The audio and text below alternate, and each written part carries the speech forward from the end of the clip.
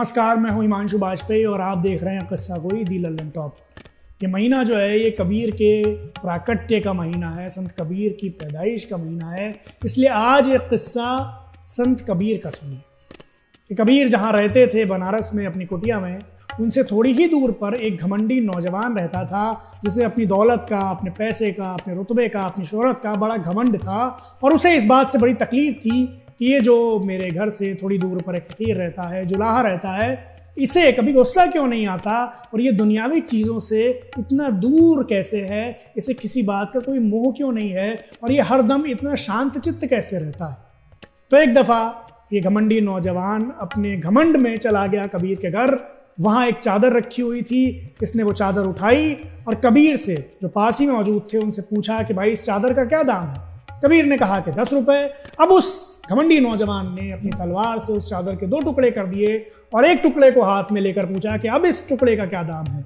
कबीर ने कहा कि 5 रुपए। इसी तरह फिर उसने उस एक टुकड़े में से 2 टुकड़े किए और फिर एक टुकड़े को हाथ में लेकर पूछा कि अब इसका क्या दाम है।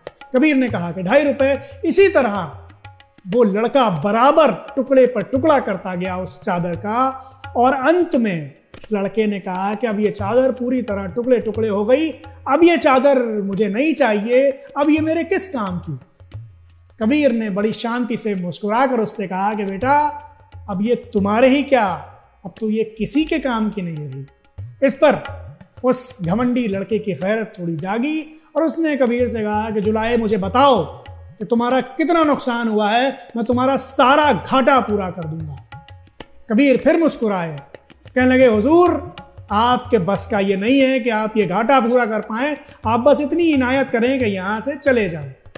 उस लड़के को थोड़ा और घमंड जागा। उसने कबीर से पूछा कि तुम मुझे बताओ कि मैं तुम्हें कितना पैसा दूं, क्योंकि मैं तो बहुत पैसे वाला हूं, मेरे पास पैसे की कोई कमी नहीं है, लेकिन अगर मैं तुम्हें ये पैसा नहीं दूंगा तो तुम्हारा तो नुकसान हो जाएगा, इसलिए मुझे ये नुकसान पूरा करना ही है। तो कबीर ने उससे कहा कि तुम ये नुकसान पूरा कर पाओगे? ये चादर, तुम्हें पता है कि किसान ने कितनी मेहनत की है अपने खेत में, क्या क्या किया है, तब जाकर आखिर में इस कपास को उगाया है और फिर कपास से सूत तैयार करने में कितनी मेहनत लगी है, कितना जतन लगा है और उसके बाद इस सूत से चादर को बुनने में कितनी मेहनत लगी है और फिर इस चादर को रंगने में कितनी मेहनत लगी है, तब ये चादर ऐसी तैयार हुई थी और तुमने इसे टुकड़े टुकड़े कर डाला, तो तुम इस मेहनत का मोल कहां से दे पाओगे? इस लगन का, जिस खुलूस से, जिस भावना से ये चादर तैयार की गई, इस भावना का मोल कहां से दे पाओगे? अब वो लड़का पहली बार शर्मिंदा हुआ।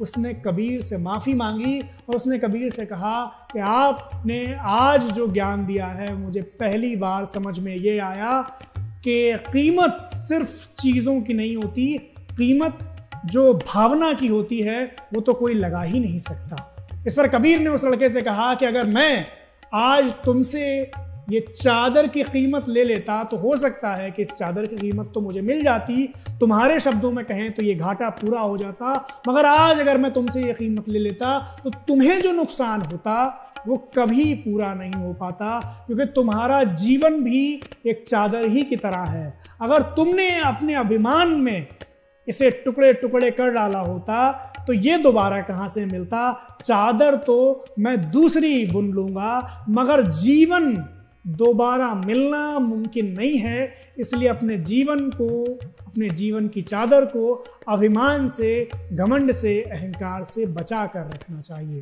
तो दास कबीर ने ऐसी ओढ़ी ज्यों की त्यों धर दीनी चदरिया। शुक्रिया हाजिर।